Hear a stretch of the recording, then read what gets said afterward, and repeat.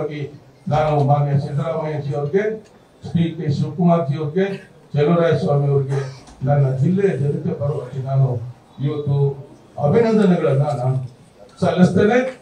ನಾನು ಈ ಒಂದು ಪಕ್ಷ ಬದಲಾವಣೆಗೆ ನನಗೆ ಇದೊಂದು ದೊಡ್ಡ ಪ್ರೇರಣೆ.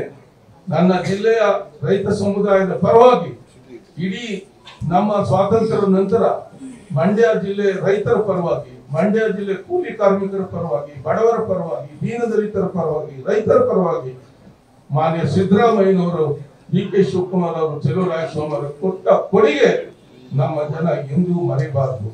ಇಂಥ ಸಂದರ್ಭದಲ್ಲಿ ನಾನು ಇಂಥ ಪಕ್ಷದಲ್ಲಿ ಇರಬಾರ್ದು, ಕಾಂಗ್ರೆಸ್ ಪಕ್ಷವನ್ನ ಸೇರ್ಬೇಕು. ಇವತ್ತು ಸಂವಿಧಾನವನ್ನ ಉಳಿಸಬೇಕು. ಜಾತ್ಯತೀತ ಶಕ್ತಿಗಳ ಜೊತೆಯಲ್ಲಿ ನಾವು ಕೂಡಿ ನನ್ನ ರಾಜಕೀಯ ಜೀವನವನ್ನ ಮುಂದುವರಿಸಬೇಕು ಅನ್ನುವಂಥ ಸದುದ್ದೇಶದಿಂದ ಇವತ್ತು ಅನೇಕ ನಾನು ಸಭೆಗಳನ್ನು ನಡೆಸಿ ನಾನು ಮಾನ್ಯ ಸಿದ್ದರಾಮಯ್ಯಜಿ ಅವರಿಗೆ, ಶ್ರೀ ಕೆ ಶಿವಕುಮಾರ್ ಜಿ ಅವರಿಗೆ, ಚಲುವರಾಯಸ್ವಾಮಿ ಅವರಿಗೆ ನನ್ನ ಜಿಲ್ಲೆಯ ಜನತೆ ಪರವಾಗಿ ನಾನು ಇವತ್ತು ಅಭಿನಂದನೆಗಳನ್ನ ನಾನು ಸಲ್ಲಿಸ್ತೇನೆ. ನಾನು ಈ ಒಂದು ಪಕ್ಷ ಬದಲಾವಣೆಗೆ ನನಗೆ ಇದೊಂದು ದೊಡ್ಡ ಪ್ರೇರಣೆ. ನನ್ನ ಜಿಲ್ಲೆಯ ರೈತ ಸಮುದಾಯದ ಪರವಾಗಿ ಇಡೀ ನಮ್ಮ ಸ್ವಾತಂತ್ರ್ಯದ ನಂತರ ಮಂಡ್ಯ ಜಿಲ್ಲೆ ರೈತರ ಪರವಾಗಿ, ಮಂಡ್ಯ ಜಿಲ್ಲೆ ಕೂಲಿ ಕಾರ್ಮಿಕರ ಪರವಾಗಿ, ಬಡವರ ಪರವಾಗಿ, ದೀನದಲಿತರ ಪರವಾಗಿ, ರೈತರ ಪರವಾಗಿ ಮಾನ್ಯ ಸಿದ್ದರಾಮಯ್ಯನವರು, ಡಿ ಕೆ ಶಿವಕುಮಾರ್ ಅವರು, ಚಲುವರಾಯಸ್ವಾಮಿ ಅವರು ಕೊಟ್ಟ ಕೊಡುಗೆ ನಮ್ಮ ಜನ ಎಂದೂ ಮರೆಯಬಾರದು.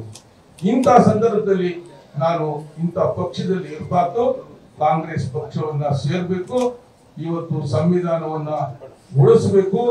ಜಾತ್ಯತೀತ ಶಕ್ತಿಗಳ ಜೊತೆಯಲ್ಲಿ ನಾವು ಕೂಡಿ ನನ್ನ ರಾಜಕೀಯ ಜೀವನವನ್ನ ಮುಂದುವರಿಸಬೇಕು ಅನ್ನುವಂಥ ಸದುದ್ದೇಶದಿಂದ ಇವತ್ತು ಅನೇಕ ನಾನು ಸಭೆಗಳನ್ನು ನಡೆಸಿ ನಾನು ಮಾನ್ಯ ಸಿದ್ದರಾಮಯ್ಯಜಿ ಅವರಿಗೆ, ಶ್ರೀ ಕೆ ಶಿವಕುಮಾರ್ ಜಿ ಅವರಿಗೆ, ಚಲುವರಾಯಸ್ವಾಮಿ ಅವರಿಗೆ ನನ್ನ ಜಿಲ್ಲೆಯ ಜನತೆ ಪರವಾಗಿ ನಾನು ಇವತ್ತು ಅಭಿನಂದನೆಗಳನ್ನ ನಾನು ಸಲ್ಲಿಸ್ತೇನೆ.